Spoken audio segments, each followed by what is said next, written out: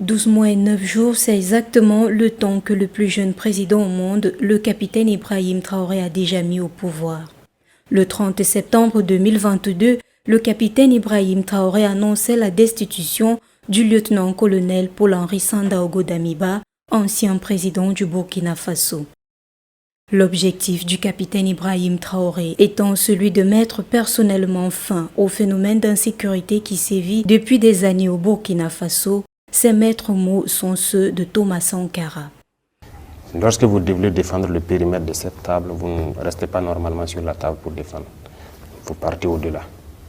Si nous avait soutenu le Mali depuis les années 2012, si on avait soutenu le Niger, vous croyez que le terrorisme serait arrivé là? Je ne pense pas. On est resté bras croisés, ça n'arrive qu'aux autres. D'ailleurs, c'est ce que beaucoup d'États autour font aussi. Je crois que ça ne va pas les arriver. Non, on fait des erreurs. D'abord, donc, sur ce point seulement, la meilleure manière donc, de se défendre, c'est d'aller un peu au-delà.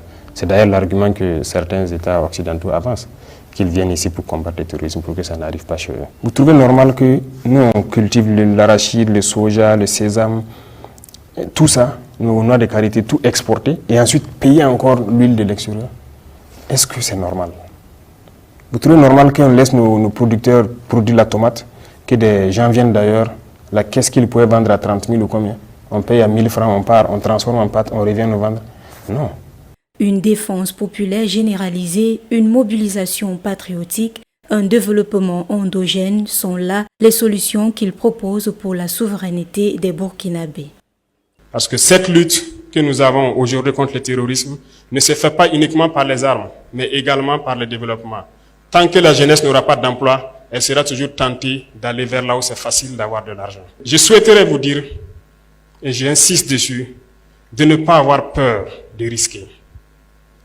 L'entrepreneuriat, c'est du risque. Nous avons élagué tout ce qui est fiscalité autour. C'est un message à l'endroit de vous les jeunes. Initiez quelque chose. N'ayez pas peur de risquer. Pas de risque, pas de plaisir. Risquez, lancez-vous. On vous accompagnera autant qu'on peut.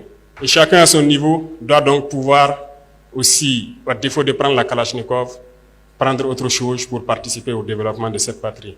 Et ça, nous ne comptons que sur vous les jeunes. Je disais tout de suite donc aux parrains et à la marraine que j'allais forcer la main à ces grands opérateurs économiques du pays, et je pense que certains sont là. Donc apprêtez-vous, on va vous forcer la main pour créer des initiatives donc pour les jeunes. Rappelons que c'est en 2010 que le capitaine Ibrahim Traoré intègre l'armée.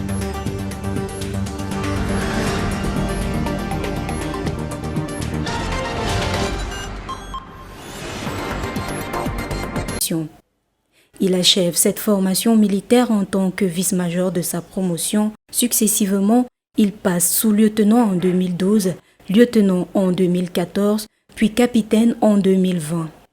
En mars 2022, par l'ex-président Paul-Henri Sandaogo Damiba, il est nommé chef d'artillerie du 10e régiment de commandement d'appui et de soutien basé à Kaya. Le capitaine Ibrahim Traoré est né le 14 mars 1988 à Kera, dans la commune de Bandouki au Burkina Faso. Il a fait ses études au lycée mixte Dakarville à Bobo-Dioulasso où il a obtenu le baccalauréat en 2006. Il est diplômé en géologie à l'université de Joseph Kizerbo de Ouagadougou où, durant ses études, il était militant de l'Association nationale des étudiants du Burkina.